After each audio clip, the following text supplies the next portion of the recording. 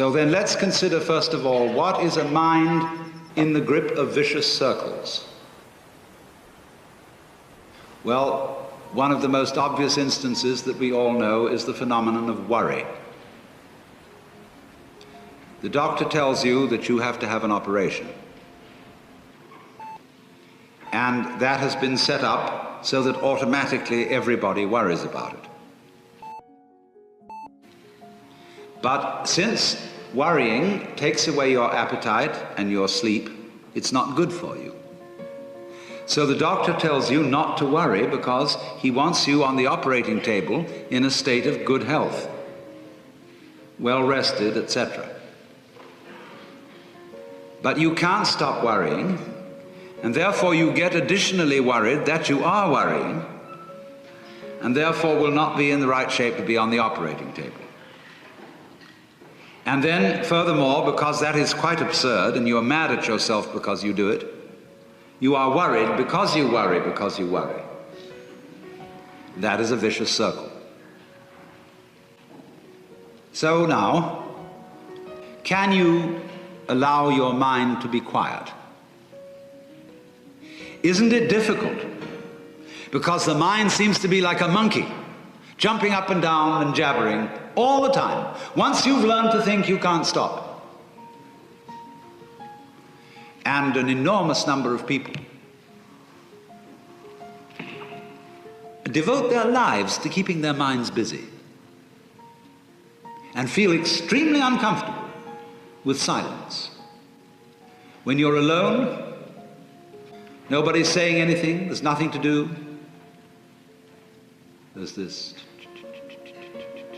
worry, this lack of distraction. I'm left alone with myself, and I want to get away from myself. I'm always wanting to get away from myself. That's why I go to the movies, that's why I read mystery stories, that's why I go after to girls or anything that you do, or get drunk or whatever. I don't want to be with myself.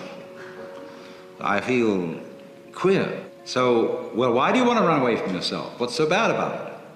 Why do you want to forget this? Why do you want to become absorbed? Because you are addicted to thoughts. And this is a drug, a real dangerous one. Compulsive thinking, going on and on and on and on and on all the time. It's a habit.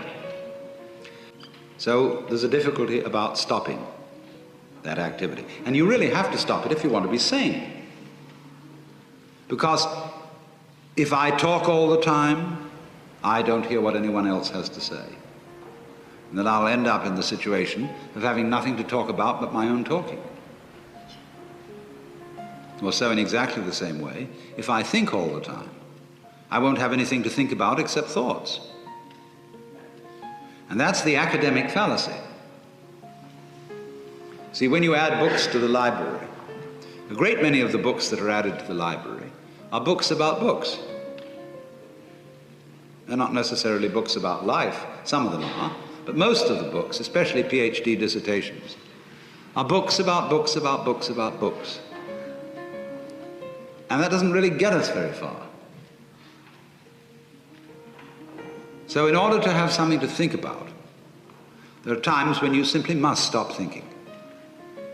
Well, how do you do that? The first rule is don't try to.